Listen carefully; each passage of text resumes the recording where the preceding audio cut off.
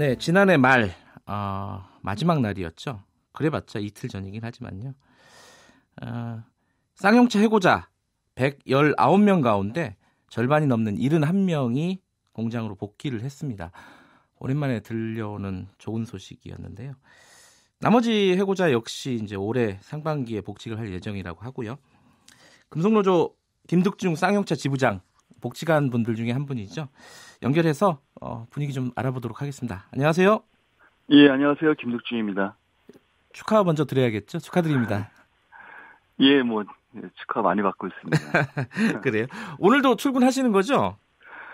저는 이제 지부장으로서 맨 마지막 복직을 좀 하고 있어서 네. 이번 복직에서는 빠졌고요. 아, 그래요? 예, 이제 남아있는 48명과 올해 상반기에 복직 예정입니다. 맨 마지막에 들어가시는군요, 지부장님은. 네네, 그렇습니다. 일단 그래도 엊그제 같은 경우에 현장에 가셨을 거 아니에요? 출근하는데. 그럼요. 그죠? 예, 아침에 기자회견도 했고 기념 인사도 좀 했습니다. 그래서 좀 생각해 보면 되게 가슴 벅찬데요. 네.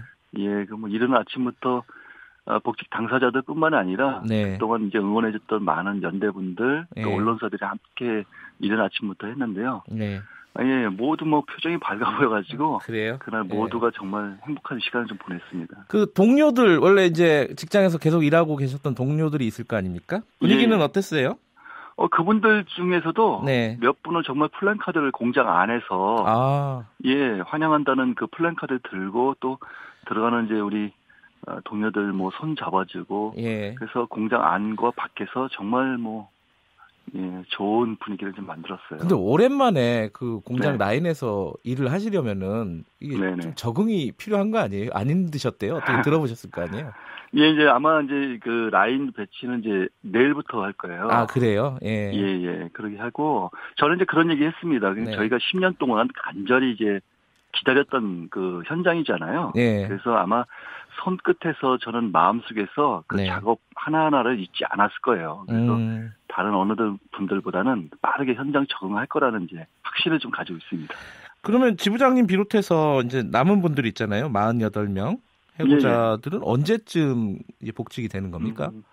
아니, 합의서에는 이제 올 상반기까지 단계적 복직을 완료하는 걸로 되어 있어요. 근데 이제 저는 이 복직 시기 좀 당기는 문제는 아무래도 많은 국민들이 쌍용차를 사랑해주면 빠르게 저희들이 좀 복직할 수 있지 않겠나 이렇게 봅니다. 날짜가 정확하게 정해진 건 아니군요.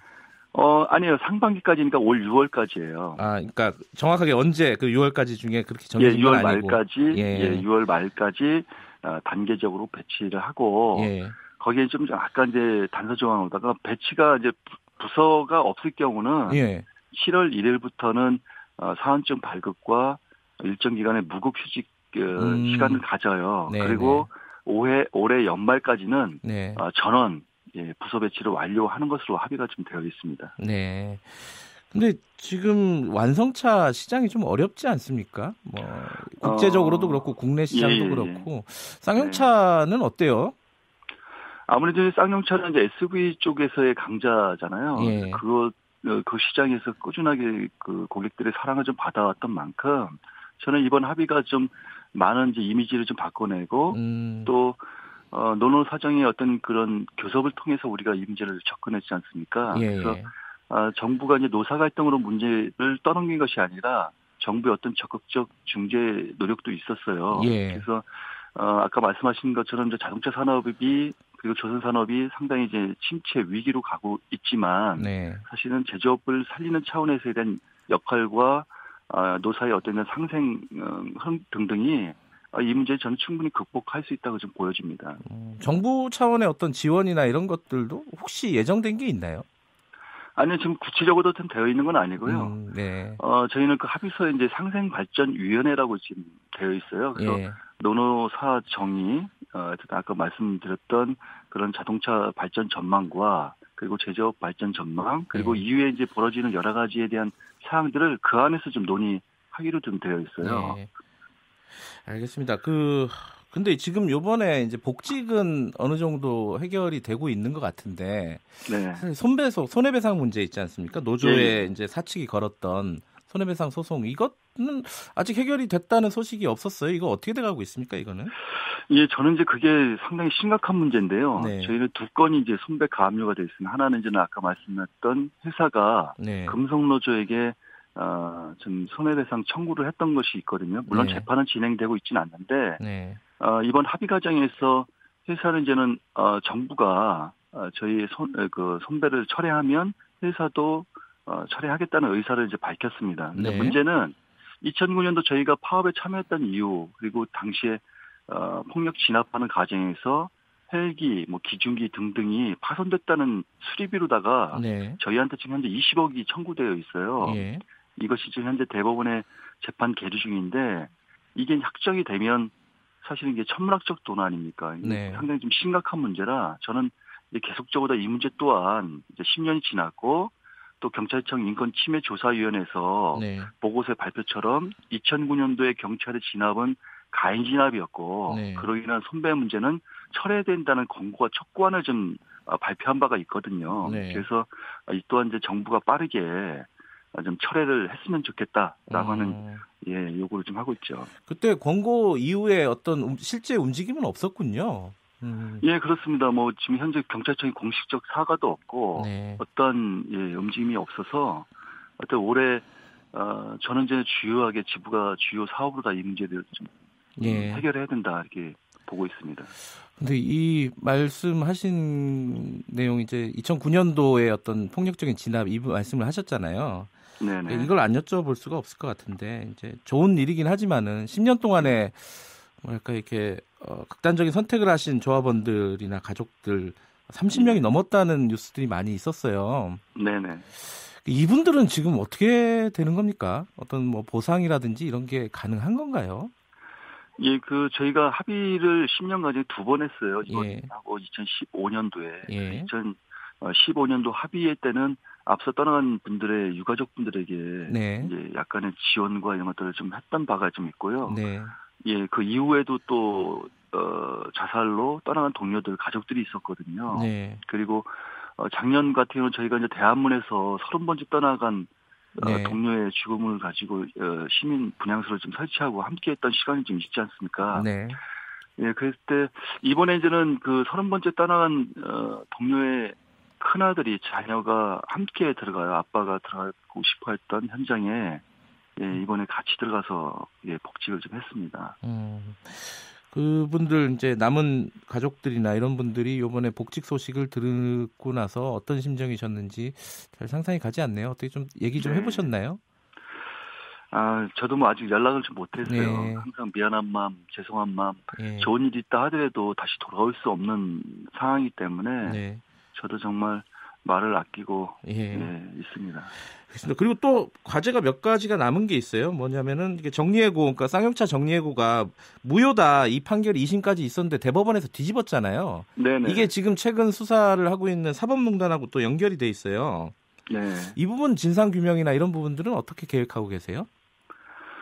사실은 이제 저희는 소를 좀 취하했고 일부가 좀 소를 진행하고 있어요. 네. 근데 이제 작년 이제 5월 25일 날 사실 이제 그 특별조사단의 보고서 내용에 쌍용차 문제가 재판 거래라고 했던 사항을 이제 저희가 확인하고 이 문제에서 좀 논의했던 것은 이 문제가 쌍용차 문제를 좀 넘어서서 지금 현재 많은 노동 현안 문제가 재판 중이고 있고 앞으로도 이제 재판이 지금 진행될 것으로 보여지는데 이것을 바로 잡아내는 것이 상당히 중요하다. 마지막 정의의 보루라고 하는 사법권이 이렇게 정부의 재판 거래했던 이 문제는 심각하다. 그래서 쌍용차 문제를 좀 넘어서서 이것을 바로 잡는 것이 상당히 중요하고 그러는 과정에서 우리가 어떤 이 문제에 대해서 다시 재심이든 여러 가지 사항이 있다라면 그건 그때 추진해도 되겠다. 근데 시급한 것은 이 사법농단의 문제에 대해서 이해 당사자인 쌍용차 지부도 어쨌든 함께 많은 사건들, 많은 내용들이 거기에 같이 있지 않습니까? 그래서 이분들과 지금 현재 차분하게 함께 공동 대응을 좀 하고 있어요. 예. 일단 검찰 수사 결과나 이런 것들을 좀 기다리시는 상황이군요. 예, 아무래도 지금 그걸 기다리고 있고 또 나름보다는 저희들이 요구할 거 요구하면서 같이 공동 대응을 하고 있습니다. 그 말씀 이게 공동 대응 말씀하시니까 그 얘기도 떠올라요. 지금 굴뚝위에서 농성하고 네. 있는 노동자들도 있고요. 뭐 땅에서 단식하고 계신 분들도 있고 여러 가지 노동계의 그 쌍용차 문제는 일정 정도 해결이 됐지만 해결되지 않은 현안들이 몇 가지 있습니다. 그죠? 그럼요. 그 노동자분들에게 좀 말씀을 해주신다면은 어떤 말씀을 해주실 수 있으실까요? 사실 이제 그분들 생각해보면 마냥 좀 기뻐할 수만은 없었어요. 예. 그리고 저희 문제가 일단은 그분들에게 좀 힘이 됐으면 좋겠다는 생각을 좀 가져보고, 네. 예, 저는 이제 그분들 한 분 한 분들을 다 만나보고 왔거든요. 아, 그래요? 예, 예. 그래서 이분들 같은 경우는 어쨌든 민주노조 사수 문제나 아니면 인간의 존엄을 좀 지키는 문제나 이런 등등에서 정말 혼신을 다해서 지금 단식, 고공, 네. 노숙농성을 좀 하고 있는 분들이 많은데요. 제가 보기에는 이분들은 절대 포기하지 않습니다. 그래서 제가 좀 드리고 싶은 것은 정말 빈 쌈이 될 수 있기 때문에 무엇보다도 건강을 좀 잘 관리했으면 좋겠고, 네. 쌍용차 노동자들이 현장을 돌아갔다 하더라도 네. 끊임없이 함께 마음을 보태서 함께 하겠다는 마음을 계속 좀 전하고 있거든요. 물론 네. 이제 마음만이 아니라 앞으로도 그렇게 할 생각입니다. 그리고 정부가 이번 저희 쌍용차 문제 해결에 대해서 상당히 중재를 좀 했는데요. 네. 저는 이 문제 또한 좀 정부가 좀 적극 나서서 이 노동자들이 좀 하루빨리 일상으로 돌아갈 수 있도록 그 역할을 좀 다 해줬으면 하는 걸 좀 당부를 좀 드리고 싶습니다. 쌍용차 같은 경우도 이 정도까지 해결되는데 10년이 걸리지 않았습니까? 그죠?